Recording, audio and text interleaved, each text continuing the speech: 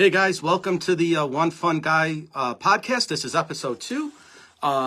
I just wanted to say thank you all for joining tonight. If you could do me a huge favor and like and share the video, that would be awesome. If you could head over to my YouTube channel, which is One Fun Guy Podcast on YouTube, and subscribe to my channel, that would be awesome. I super would appreciate all the support. That would be a huge thing if you guys could do that for me.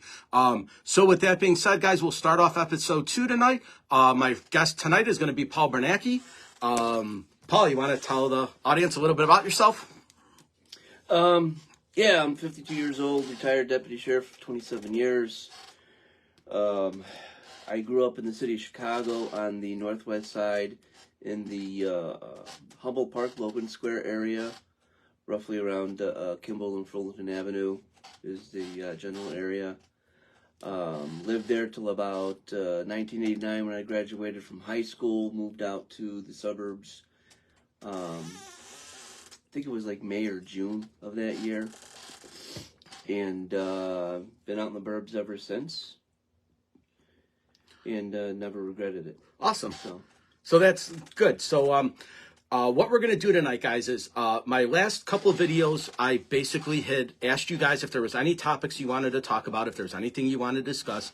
Some people reached out to me, and the biggest thing was can we talk about like mental health issues and law enforcement? So what we're going to do, guys, is we're first and foremost going to say we are not professionals in any sense of the imagination. We're not therapists.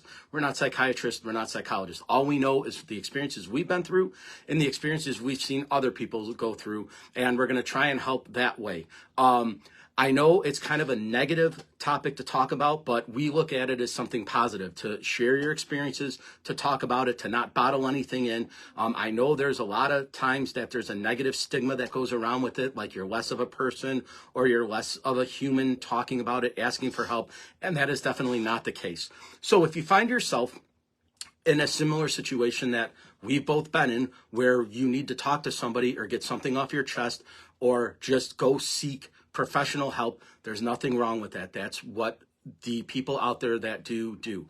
So what we're going to do basically is we're just going to have a simple conversation about stuff that we've done with dealing with coping mechanisms for mental health, things that we've done to relieve our stress with hobbies, stuff outside of work, things that basically we can control ourselves, but sometimes, it's a difficult situation to talk about. So we might hit some sensitive topics. We're going to try not to. We're going to keep this fun and upbeat. We're both pretty happy-go-lucky guys, so we're not going to bring anybody into the dumps with this at all. But there were just some things that we wanted to address, and hopefully somebody watching on the other side of this camera can get something out of the conversation we're going to have tonight. So with that being said, what we'll do is we'll kind of go into the stressors of the job that are related to what we face. I know Paul's retired, so he doesn't really have to worry about those anymore. No more but stress. We do have long shifts. We work crazy hours. We work, there are times with overtime and things like that where we can put in 16 plus hours a day with drive time, not very much sleep, working the next day. So there are things that are, tough on law enforcement officers and first responders in general, between things that they see on the job, things that they do that are related to their work environment, and also things that are just kind of uncontrollable in life, things that happen when you don't expect them to. So all of that stuff compiles on an already stressful job that it just can make things harder to deal with, and sometimes you just kind of lose all control of what's around you, and you try your best just to keep things in line, but sometimes it just whirlwind and spirals out of control. I'm lucky enough in my 19 and a half years as law enforcement that I've really never had a situation where I felt that I couldn't control it myself. I've been very fortunate. So if something comes up, I deal with it. There have been times where, you're a little short on pay. Sometimes you have some sudden expense that comes up and you don't know how you're going to deal with it or how you're going to get to the next paycheck or get through the month. So those are very real things that happen. So with that being said, Paul, you have anything to add to that? I'm sure we're going to have a lot of stuff to talk about and not a lot of time. So fill in the gaps as we go. all right, perfect. I think that's the best way to put it. So that's what we're gonna do. So with starting on the job, there are things when you're a new officer, there are things that they tell you to do. One is try to find a hobby. I'm sure you were told that too. Try to do something outside of work that can keep your mind active, where you're not focusing on work, whether that's music, art, any other thing you can do that doesn't involve a work type environment. That's been super helpful to me. I've been lucky that I've been, able to do a bunch of things outside of work, which has been great for me. Paul, how about you? Have you had hobbies and stuff that keep you? I did a lot of baseball and 12-inch softball playing for many years. That definitely kept me busy, especially playing in the park districts. Sure. I know with the job we actually had our own 12-inch softball team, which really was a lot of fun, especially with the guys. So other than that, I kind of stopped collecting baseball cards at that time, and I didn't start up until recently again. So, but other than that, it was just mainly baseball, hanging out with friends and my girlfriend at the time, and just living life. Yeah, so that's a big thing. They always try to tell you to try to find something other than work that you can do. We always try to focus on the positives. Friendship is a big thing. Camaraderie is another one. There is a bunch of lifelines that you can reach out to in this field and surrounding. So that's kind of what we've always done. That's how me and Paul became friends. We basically had, the similar issues with our health and things like that. I could talk to him. I'd be like, hey, how did you deal with this? How did you handle this? How did you go about this? And he was awesome. And he would be like, this is what you need to do. This is how you have to go about it. And this is what happened. So with that, stuff, it's just easier if you can find somebody that's been in a similar situation that they can throw you a lifeline. And Paul was pivotal in that for me, with all my health issues that started in 2020. He had been dealing with them long before I have with mine, with his own stuff. So when I needed somewhere to go, or I needed someone to talk to, or I needed advice, he was pivotal in helping me out. So I can't really ever thank him enough for that. But so this is kind of what we're talking about, guys, with the mental health issues and things that go on. It's not just a specific event or things that happen. This is going on through courses of guys' careers with PTSD and having anxiety and it's a very real thing. And, I know Paul will touch more on that and how to cope with that. But if you need to seek help, I think both of the advices that we would give you are please just seek help. There's places and people that you can go to. Mine is just us two. I mean, I'm always open if somebody needs to talk.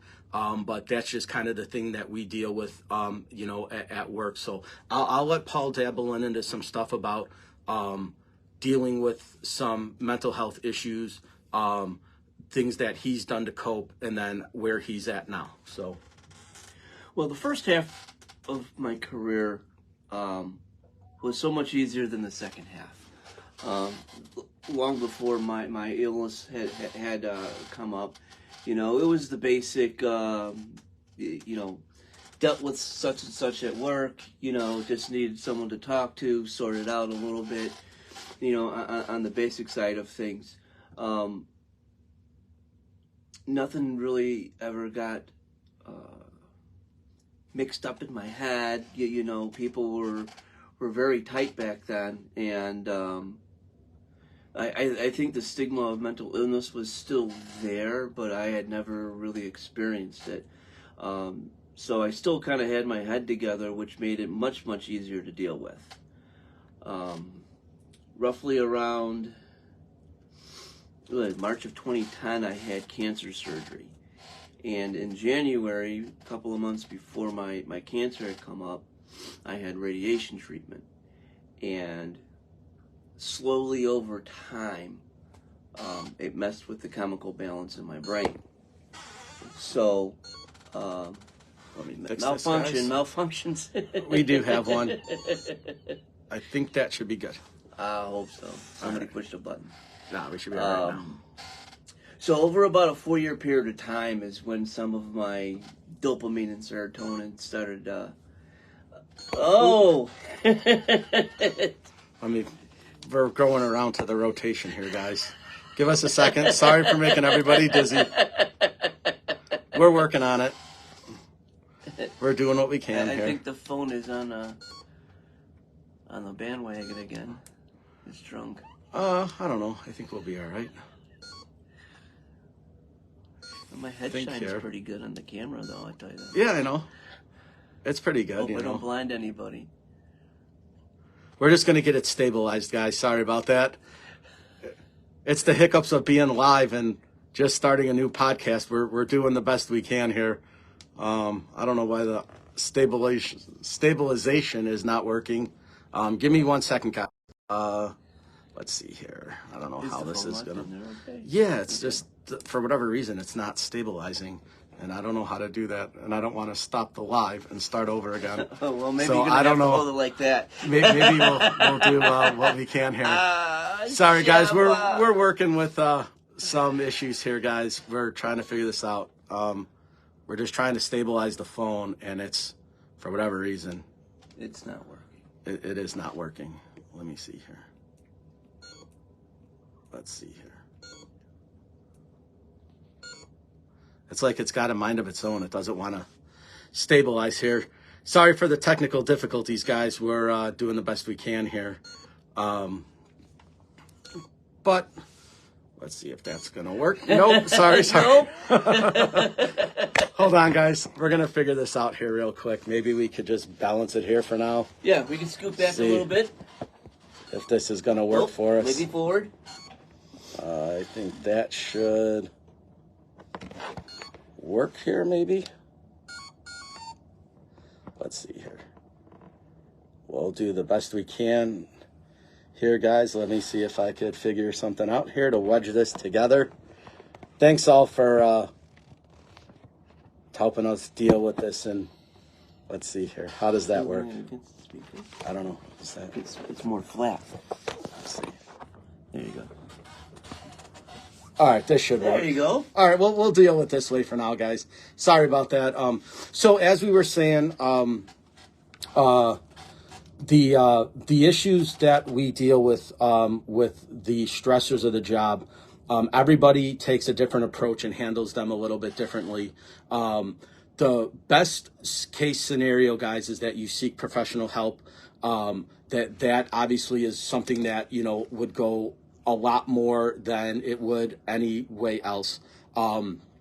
We have outlets and things that you can do on the job. There are places we can go, places you can go to get help. But that is, Paul was telling us a story. We had technical difficulty, guys, so we're back at it.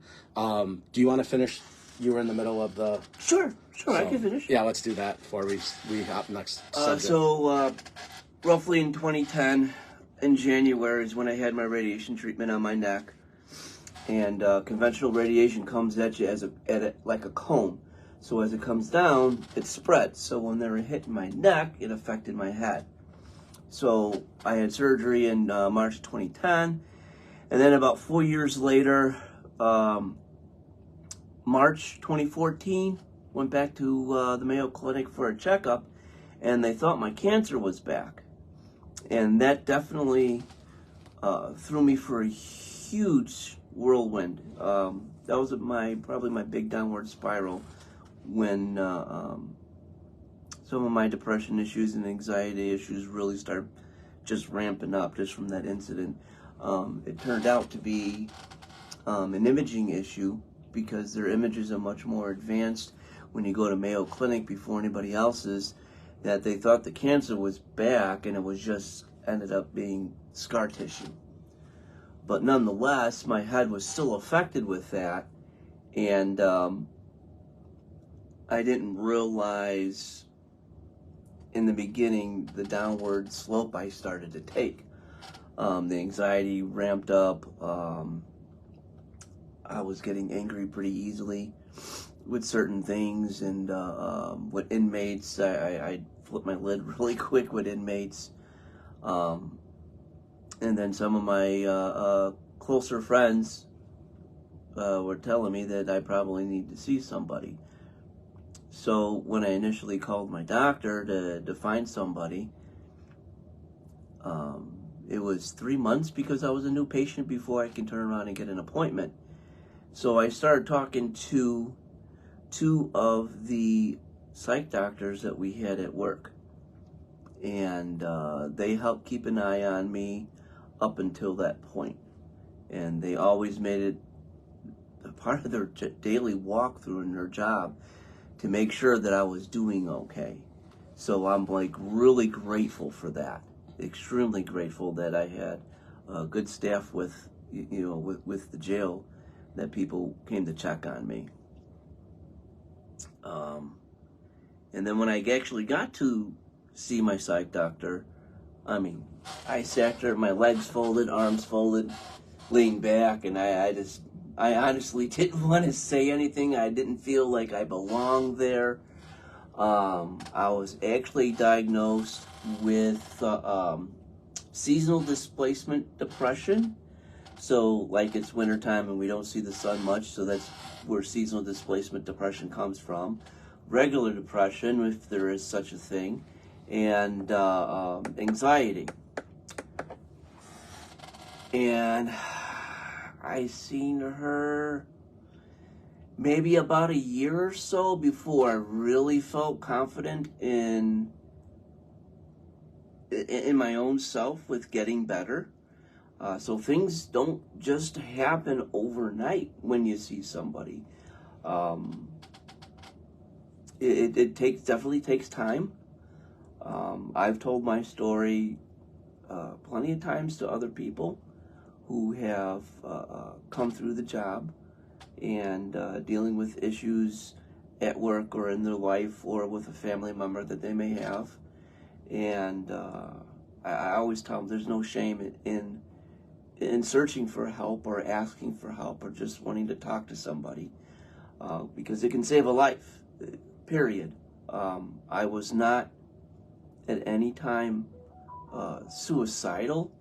I was also passive suicidal, which basically means that I am not actively looking to harm myself or kill myself, but just I didn't care what happened to me. If I got into an accident, so what? Driving home, something happened to me, I didn't care. So there's a lot of different types of things that you can go through when mental illness definitely sets into your mind. And I'm grateful that I had the friends and family and the doctors that I had placed in front of me to be able to combat that. And I think one of the toughest things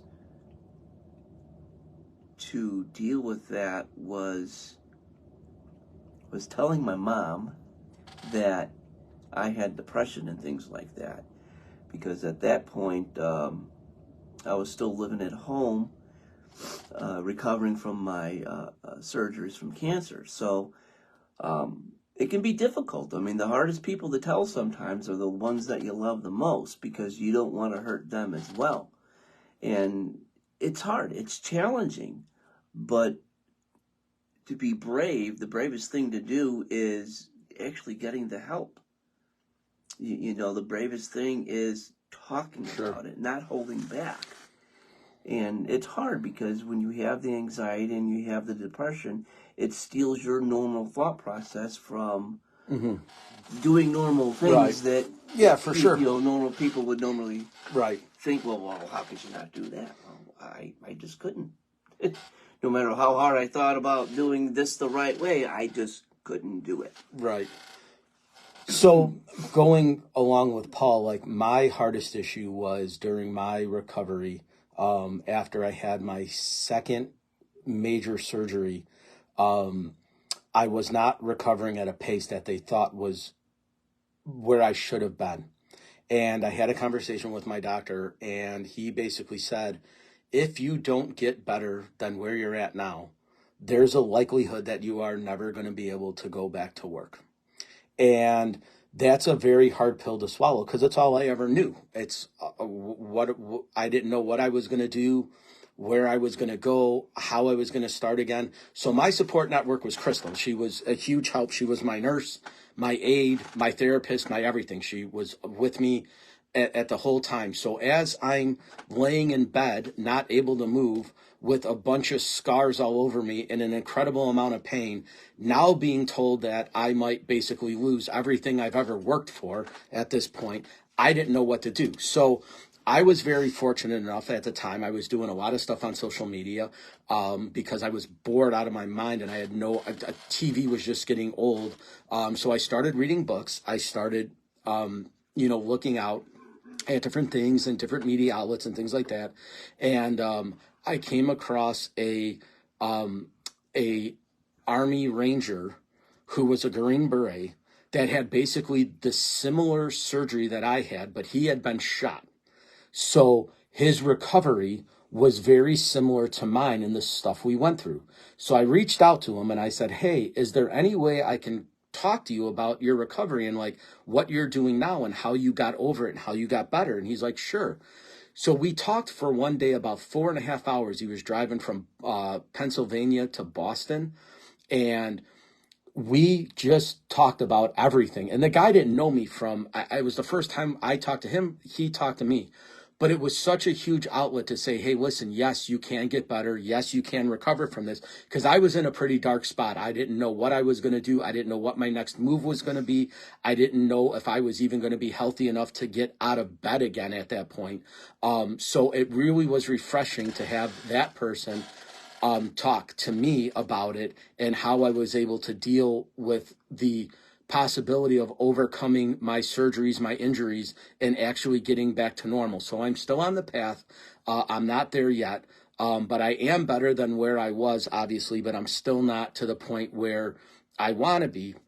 But those were some issues that came with my injuries and my circumstances that were obviously different than Paul's, but we were both in the same kind of headspace at the time, because when you think that everything that you've worked for could just be pulled out from under you, it's a very scary thing. It's not something that everybody's able to cope with, and it's something that, like, I didn't know what I was going to do. I said, well, how am I going to bounce back from this? Like, what am I possibly going to do to make things better for myself? So at that point, Crystal was super supportive. She says, listen, if that's the case and you can't go back, you'll figure something out. You'll be able to do something. We'll figure it out. Don't worry about it. So as I was trying to just ease my mind back into a normal headspace and to be, mentally capable of thinking positive thoughts again, that was a huge help for me. So I had all my friends at work were reaching out to me pretty much on a daily, weekly basis, asking me how I'm doing, if I need anything, which was a huge support because I didn't need anything. There wasn't really anything they could do to help me, but just the fact that they were thinking about me meant the world to me. So there are different ways to deal with stress, and there are different ways to deal with the mental health issues. For both of us being in the same kind of situation with health-related injuries, there are some other things that come with the job as well. So the anxiety, the always being alert, your surroundings, knowing what is going to be your next move. And that's just kind of how we prepare. That's how we live our lives. We always try to be one step ahead, or at least one thought ahead of the process, on and off duty. That it's just something that's very real for us. So I'll let Paul talk about, that aspect of it and focusing now. I do have some questions that people wanted to know about for us. Basically, if I could ask Paul some questions or answer them myself. So I'll let Paul talk about this, and then we'll go into the next step. So in the beginning, it was kind of tough to pay attention to my surroundings as a experienced law enforcement would be, because I was new. So a lot of the guys that I worked with definitely took me under the helm and helped me do that, how to carry off duty, what to carry off duty, how to position myself when I go into a restaurant, things like that. And it was kind of stressful. Again, I was young and my brain was all there, so it made it easier to deal with. But like when I go into a restaurant, even still to this day, I make sure I'm facing a door that I can see an exit and an entrance. I pay attention to who comes and who goes. Sometimes I can tell you how many people are in the restaurant. No, I'm not John Wick, but you know, you do But you tend to pay always attention. you look for the exit signs, Yes, you right? look for the exit You always signs. know a way out. You always are aware of like, Yes. what could I do in this situation to be best Yeah, prepared you're if always something running happens? scenarios through And it's your head always right. You constantly. can't get it out of your mind, whether You you're at a can't. bar, a movie Once, theater, yes. at a restaurant, at a friend's house. You kind of just figure out where the closest door is Yep. and what the closest exit strategy is. It's something that's just built into your psyche at this Yes, point. and even if you're And- not carrying, you Right, know, you got to just- be able to help Correct. yourself and other people. Yeah, so You know. we have that, you know, to go with and things like that just come along with the job.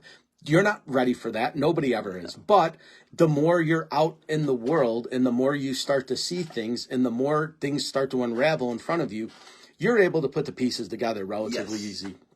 So you kind of know Yes. what areas to stay away from, what areas to go to, what are you going to do in a particular situation, what are you going to do if there's people there that you don't necessarily like or get along with, how are you going to deal with them, how are you going to talk to them, are you going to be cordial with them, are you just going to ignore them? So there's all these scenarios that always are at play, even when you're not thinking about it. They're very real and they kind of creep up into what you are looking for in a particular situation. So one of the questions that was asked of me earlier to ask Paul was that we are in a environment now where there isn't the best light on police officers, especially in Chicago and in major cities. There's a very negative stigma around being in law enforcement right now. And so one of the questions was asked of us is, how do we look at that from a standpoint of being on the job, and how do we feel about the spectrum of what things are now? So I'll let Paul start with that, and then we'll just kind of feed off of each other, because it is a very difficult and a very real situation that we are in now. Again, in the beginning, it was a much better light for us, but as things changed with society and unfortunately in politics, there's always a bad light with us. It's always the police's fault, things like that. Kind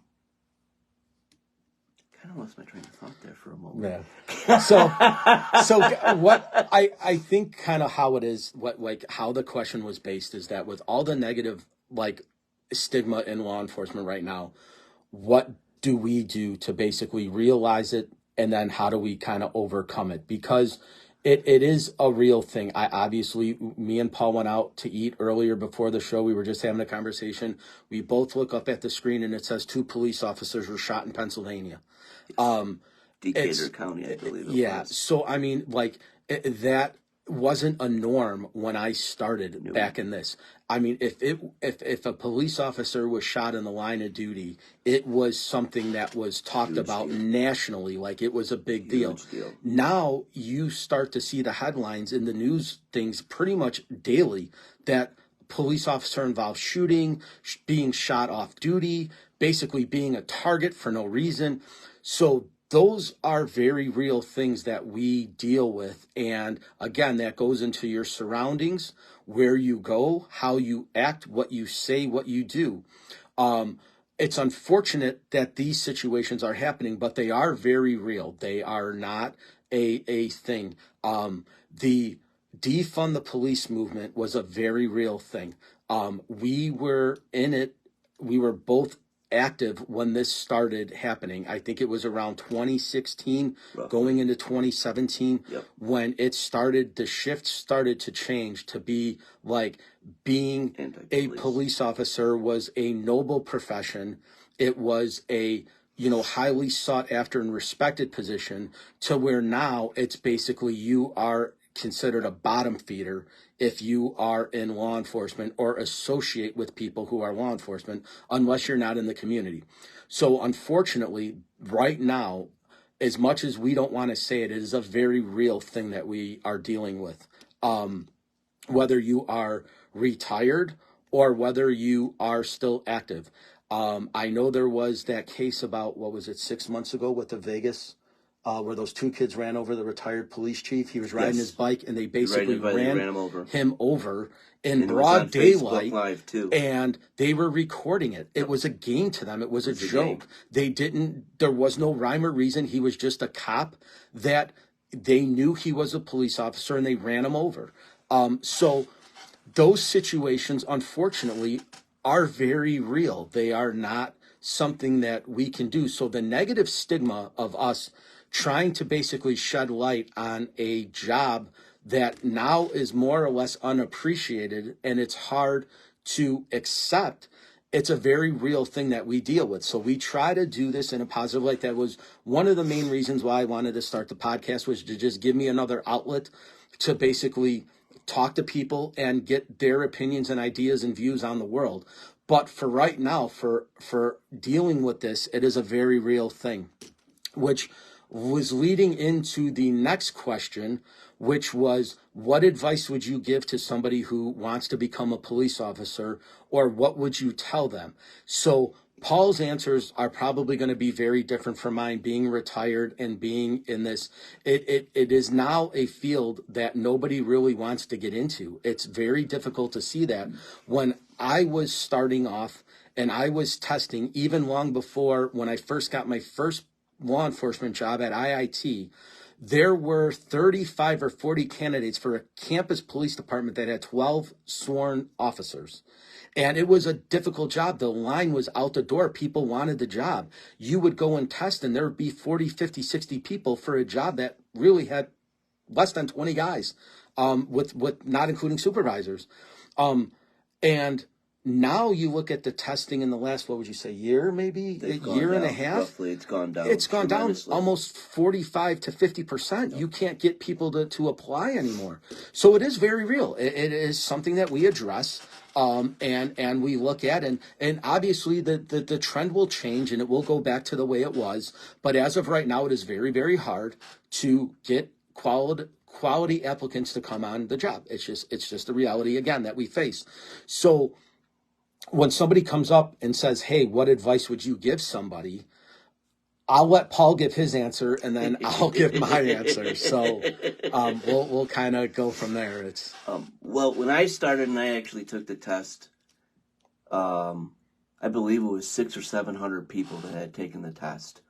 And it wasn't separate. It was all one test for the jail. Then you would go from the jail to patrol.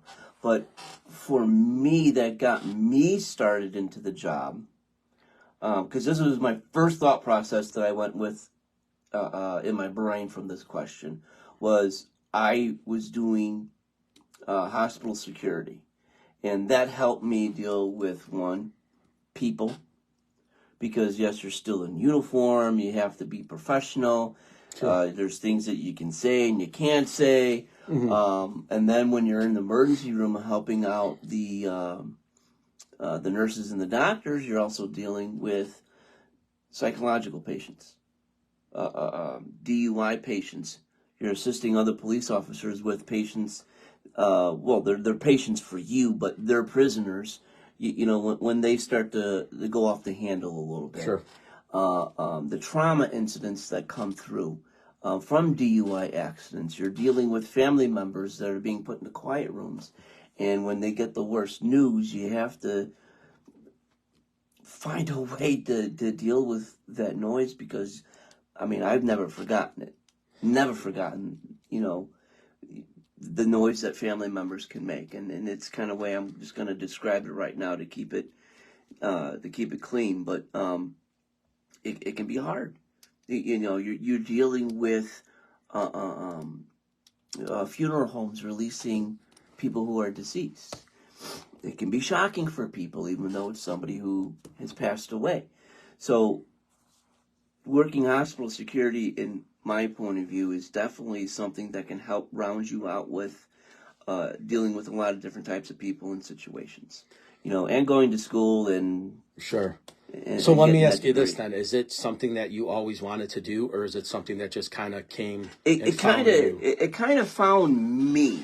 Okay. Because it found me too. It wasn't. This was not my. It was. I mean, I wanted to be a Major League Baseball player. Sure. So. Right. So obviously But getting past the no. point of, becoming, always wanting to be something that you obviously practiced and trained your whole life for and didn't work. I was in the same boat with football. It obviously didn't work out for me.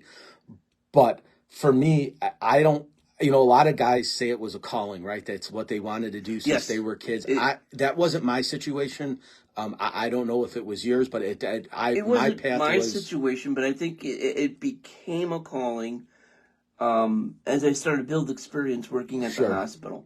It was something that I wanted to Right. do. I mean, I enjoyed helping people. I mean, even in the jail, you may be dealing with bad guys, but you can still end up helping people. Sure. Some of these people in the jail have had unexpected medical issues, and you help them out Sure. and save them. Drug overdoses, actual suicide attempts where you save people. Some of them, Yeah. you don't. So And that's part of the right, that's part of the nature of the story, Because my experience was a little bit different. I was in school in college between 98 and 2002, and something that was very real was Y2K.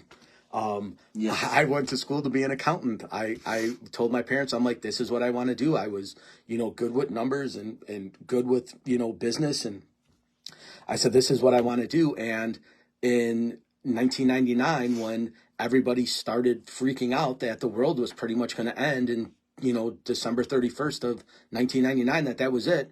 What are they going to do January 1 of 2000?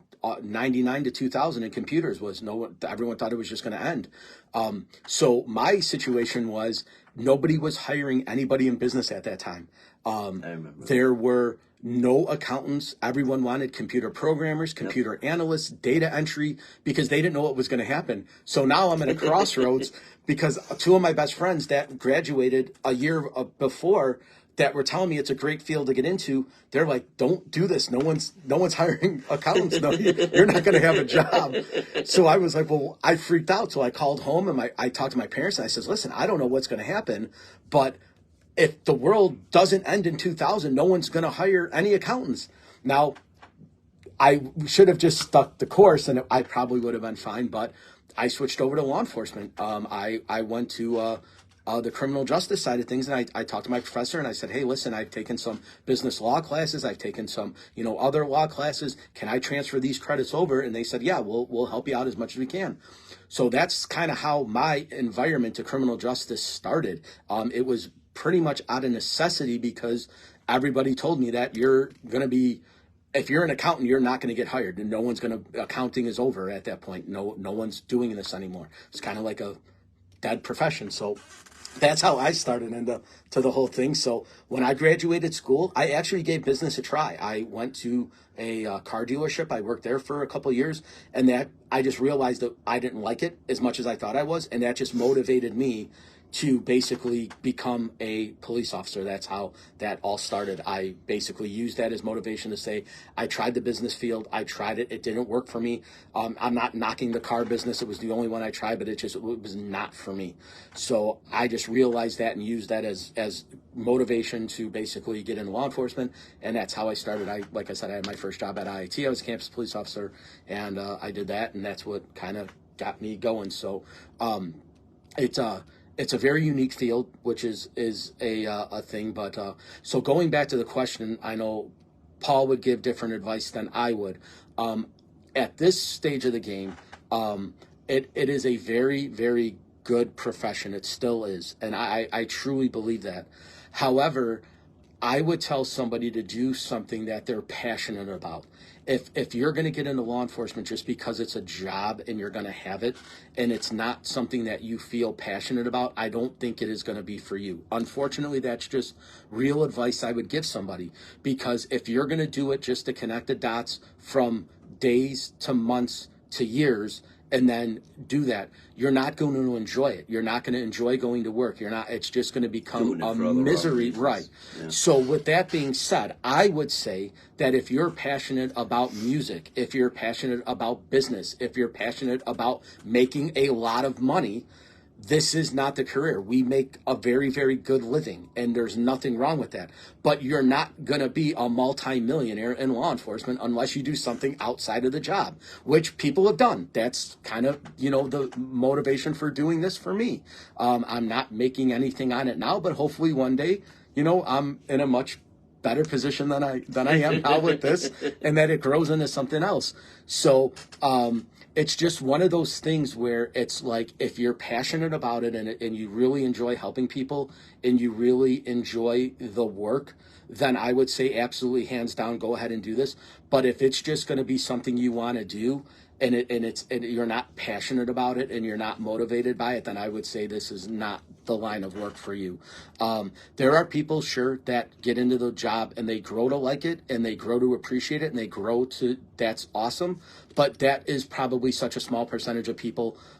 Everybody that's been in it and that's doing it is doing it because they want to do it, and it's something that they realize that they're good at it. It's just there are a lot of good people in this profession, and it just kind of sickens you when a couple bad apples ruin it for the rest of us, because most of us want the best for ourselves, we want the best for our families, we want the best for our friends, and we want the best for the profession. Like, we truly believe that this is something that's needed in society, or we wouldn't be doing it. So with that being said, that'll lead us into the next question, that was, if we were to come across a particular case or something that we worked on, would that pretty much stick in our minds? Would we remember that situation, or is it just kind of on to the next one? I know for my personal self, there are a few people that I've interviewed along the way when I was doing gangs that stuck with me, and I won't forget those. I won't forget the interview. I won't forget the process. I won't forget that was good. So they do stick with us. I think you would agree that there are certain people that you come across in this profession for good or bad reasons. You remember them, and you remember working with them. You remember what you were doing, when you were either helping them or when you were, unfortunately making their lives a little bit more difficult, which is a reality. You don't ever really want to do that, but we are put in a position where we sometimes have to do that. It's kind of out of our control. It's most of it's circumstantial, but it is the reality that we face, that when we do that, you pretty much can either make somebody's life a little bit harder, or you can do your best to help them out. I've always tried to help them out, but it doesn't always go that way, and that's kind of up to the individual, right? Everybody's in a different headspace at different times in their lives. We kind of understand that, and we have a little bit more leniency with how we deal with people. But to answer the question that was asked, at least in my particular situation, yes, I do remember cases that I've worked on that have stuck out to me, that I can go back and say I remember like it was verbatim of what we talked about and what was said and what we did. So for me, it's yes. I'm sure it's yes for Paul. It's definitely a yes. I mean, I can remember things that even before I became a deputy, working at the hospital and security of particular situations that made me feel, yeah, this is the work that I want to do. One particular situation, I was just like, yes, this is it. This is what I'm going to do. I'm going to start testing everywhere, and that's what I did. So I think I tested 3 places, including the sheriff's office, before I got hired. So yeah, there are cases throughout the year, especially after 27 years. I mean, you deal with a lot of people. You deal with a lot of scenarios, and some of them are just going to stick in your head. And I can probably count on both my hands of the situations that you come across after that many years. Absolutely. That stick with you, and sometimes you dream of them, unfortunately. And that's where the PTSD comes in. So we're kind of running short on time. I know we only have about 15 minutes left within our hour. So that'll be a good segue into the next section with the PTSD and how we deal with it and how we deal with traumatic events. For myself included, I know Paul could probably talk a little bit more about this. He had many more years than I had, going. But for the PTSD thing and traumatic experiences, it is very good to talk to people about experiences you've had just by going out and maybe having dinner with somebody or a group of friends and say, hey, remember when this happened, and kind of laugh at it. The situation at the time obviously wasn't funny, and there probably wasn't anything about it that was relatable to any type of humor at all. But in this profession, you kind of turn the obscure, weird things into comedy almost, saying, do you believe how crazy this was? You would have never balance it in your head. You'd never believe what would happen if I didn't tell you, or we didn't tell you what would happen in a certain situation. So coping skills are different, but just being able to talk about it and to be sharing those experiences with other people is. Now, are we the only profession that ever deals with PTSD? Absolutely not. So all the other first responders that are out there, the firemen, the paramedics, the military, the ER nurses, the ER doctors, anybody who deals with trauma in their career is going to deal with it. Now, I'm not saying that somebody that sits at a desk punching numbers can't experience PTSD. It's all walks of life, and it's all areas. However, ours is more physical and emotional than it is with other people, that you just play these scenarios in your head. If I'd have done this differently, would the outcome been different? Would everybody deal with certain situations differently? However, in our profession, the outcome really can affect the domino theory of what happens and transpires with somebody's career. And unfortunately, if you make the wrong decision, which we all make mistakes, we're human, right? Just because we put a badge on and we have, doesn't mean that we're not people. At the end of the day, we try to make the best decisions that we possibly can for the parties that are involved. However, if it goes south and it doesn't turn out, those images, memories, and feelings will always play in your mind. If I just would have done this instead of this, this might not have happened. It just burns into your brain. And it does. And over the course of doing it over and over and over, as the years and the years and the years go on, those things just start getting heavier to deal with. That it's like, man, I made this mistake once and I'm never going to do it again. And then 5 years later, 6 years later, 10 years later, you find yourself in the same situation. You're like, I don't want to make the same mistake twice. How do I deal with this? What do I do? And all those thoughts start coming back. Now you're in the moment, and you also have all these previous memories flooding around in your head. Correct. So how do you deal with that? So in my personal opinion, what I do is I try to make it a point to say, if I made a mistake and I messed up, that I'm going to learn from it and I'm going to grow from it and I'm going to move on. It's always going to be in the back of your mind that if I just would have done this, man, it would have turned out this way. And I'm sure Paul could attest to that. However, we all have lives to live, and you can't go back in time and fix those mistakes. You can just kind of hope that it serves as a memory to making sure that the next incident that you come across doesn't go that same way. So that's personally how I deal with it. I look at all those times where I was like, man, I should have done this, but I didn't. But now, in the current situation I'm in, I can kind of rectify that mistake. So that's kind of how we go about it. And I'm not saying every police officer or every first responder goes into it that way, but most of us, I think at some point, will keep that in our head to say, listen, I might have messed up then 15 years ago, but I'm not going to make that mistake now. And that's kind of how you, in a weird way, justify it. So that's kind of how I deal with it. I don't know if Paul goes about it the same way, but I think kind of all have that, thought process in our head for the PTSD, where you're reliving that moment over and over again. And then when the moment finally faces you head on and you learn from those mistakes, that's a win.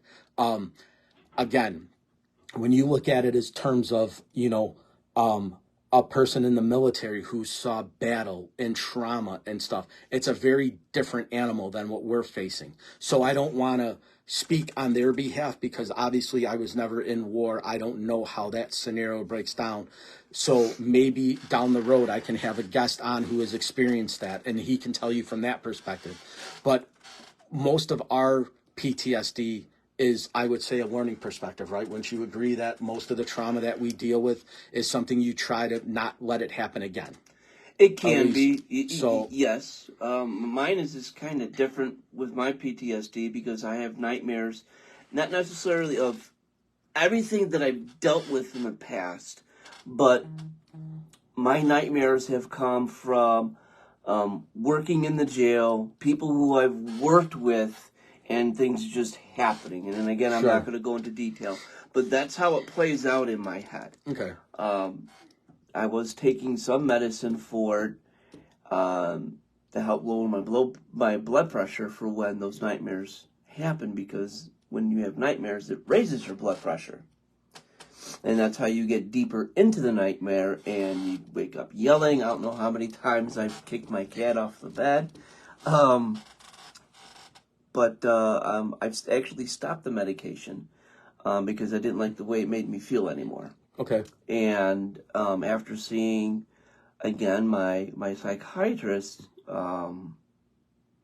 definitely helped me put it into a better way for my mind to deal with it. And my nightmares have not been as bad as they used to be, and I think a lot of it is just because of the stress of the job. So as the more I'm retired, the less they are. They're still kind of there from time to time, but now that I'm not in the job, they're not as prominent as they used to be. All right, so how about we do this in the last few minutes that we have left? How about we talk about the idea of how to go about if you feel yourself in this position? What are some outlets you can kind of channel through? Obviously, you can talk more about that than I am. Maybe like I said, somebody watching the podcast is in the same situation. What can you tell them? What steps they could do, or outlets that they might be able to go through? Well, one for me is if you know Marco, get a hold of Marco. I'll be more than happy to talk to you. I don't care if I know you or I don't. I'll be more than happy to listen and talk with you. Period. You know, for people who know me out there, they all have ways of getting a hold of me.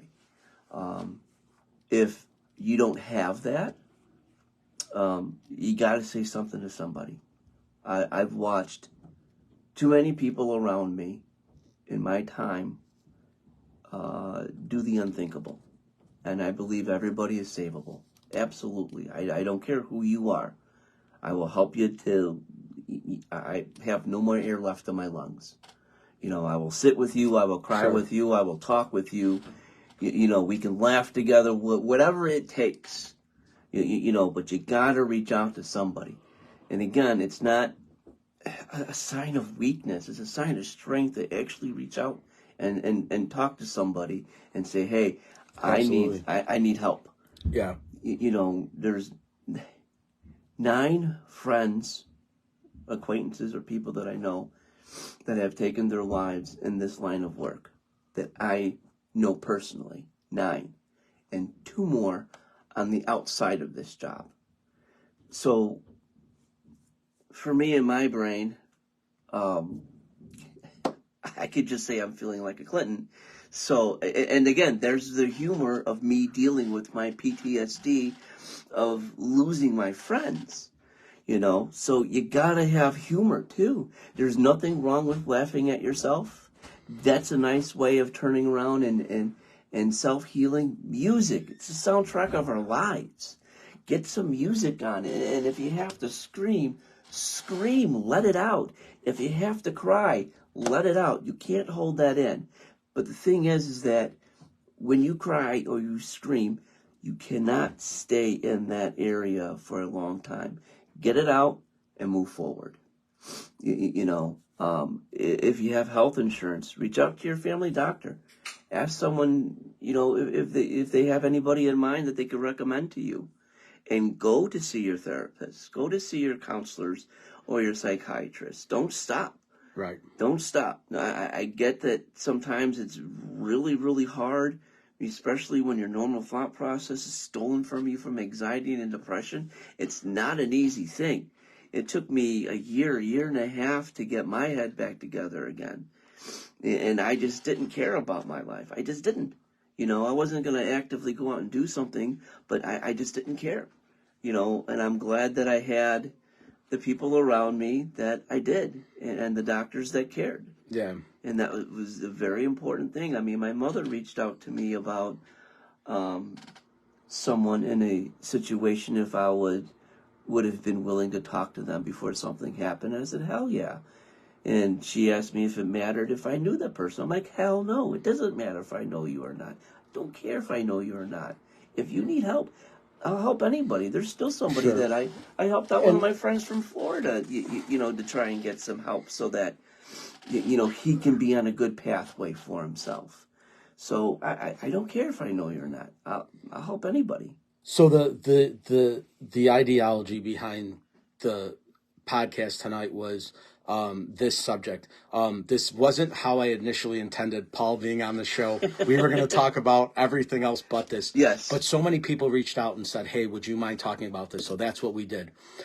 So the outcome of the podcast tonight was that there are outlets. Just seek them. Whether it's me, Paul, you can reach out to anybody that you feel is willing to listen. There are people that will unexpectedly come in your lives for a certain reason. Yes. Why? I don't know. They just do. And that pretty much is the person at that time that maybe you need to listen to. Like I said, it might be a spiritual thing. It might not, whether you're religious or not. There are time and places for everything. But try your best to overcome the stigma that you're weaker if you ask for help. You're not. So with that being said, I think what I'm going to do is have Paul come on again down the road. We'll actually talk about stuff that is more uplifting and humorous stories and things like that. But so many people reached out and said, hey, can you talk about this? So that's what we did. So with that being said, guys, we will be on again next Friday. I will have a new guest. I just wanted to thank you all for tuning in tonight. If you can like and share the video, again, hop over to my YouTube channel. I'm really trying to build it up, guys. That's the platform that I really want to go off of, but unfortunately, I just don't have the numbers to do it yet. But if you go over to my YouTube channel and you subscribe to One Fun Guy Podcast, I'll pop up. Just hit the subscription button, guys, and then we can kind of go from there. If I can grow that, then that's going to be my new platform. Again, Facebook is what it is. I appreciate it. I like it, but it's just not the most ideal thing. For Paul, like I said, I will have him on again. We'll talk about other things. So we'll go that route with it. But again, guys, if you could just like and share the show, that would be awesome. I hope somebody might have gotten something positive out of this show.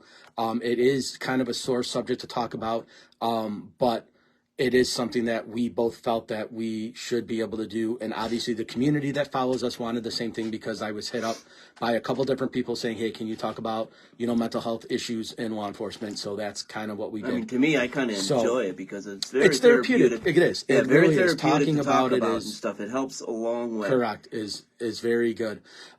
So with that, guys, we are going to end the show. I appreciate it. Everybody watching, it helps so much. Like I said, if you can like and share the show, that would be fantastic. And then I will be on again next week with another podcast. So thank you all for tuning in tonight. Paul, you got anything else to add? No, just stay safe and be happy. All right. So episode 2, guys, is in the books, the One Fun Guy Podcast. We will see you again next week. Thanks, everybody, for joining us.